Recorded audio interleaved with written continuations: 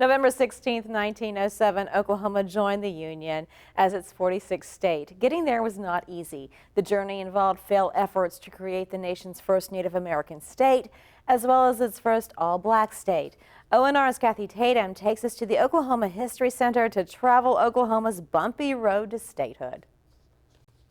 The saga of how Oklahoma became a state begins in the 1830s with the removal of the 5 civilized tribes and their African slaves from traditional tribal homelands in the east to a new place in the west called Indian Territory.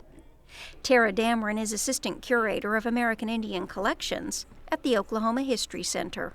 Part of the deal and the trade was that they were going to have a home in the west that would belong to them. At the time, there wasn't a push to create a Native American state. But following the Civil War, attempts were made to create both Native American and African American states in what eventually would become the state of Oklahoma. During treaty talks in 1866, Choctaw Chief Allen Wright proposed naming Indian Territory Oklahoma. In Choctaw, the phrase Oklahoma means red people. It's used to describe Native Americans as a whole. Wright envisioned Oklahoma as an Indian state, but it would be years before serious efforts would be put into creating one. However, the Treaty of 1866 did do something that eventually led to the idea of an all-black state. It required tribes to emancipate their slaves and offer them full citizenship. So in 1887, when the Dawes Act divided communally held tribal lands in Indian Territory into allotments for individual tribe members, black tribal citizens were given land too. So you had an awful lot of black folks in Oklahoma that received land as part of the allotment process, mostly in eastern Oklahoma. Then you had the land runs that occurred, and unbeknownst to a lot of people, black folks took part in the land runs too. When I was a kid coming up, the history book said when Oklahoma was open for white settlement. Well, it wasn't open for white settlement. It was open for settlement. And you had an awful lot of black folks that took part in the land runs. As a result of allotments and land runs, Bruce Fisher with the History Center says blacks owned 1.5 million acres in Oklahoma by 1905 and had established more than 50 all-black towns like Taft and Boley. Black people own more land in Oklahoma than all of the land that black people own combined throughout the United States. That gave E.P. McCabe the idea of creating an all-black state.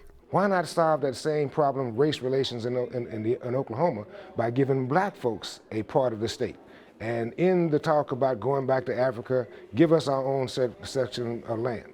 And that's how the idea of making Oklahoma a black state evolved. However, the idea didn't gain much traction outside black communities, so it didn't happen. Efforts to create the nation's first Native American state failed as well. In 1890, Congress divided Indian Territory into 2 entities, Oklahoma Territory in the west, Indian Territory in the east. The idea was they would eventually merge and become a state. But people living here had other ideas. They wanted 2 states.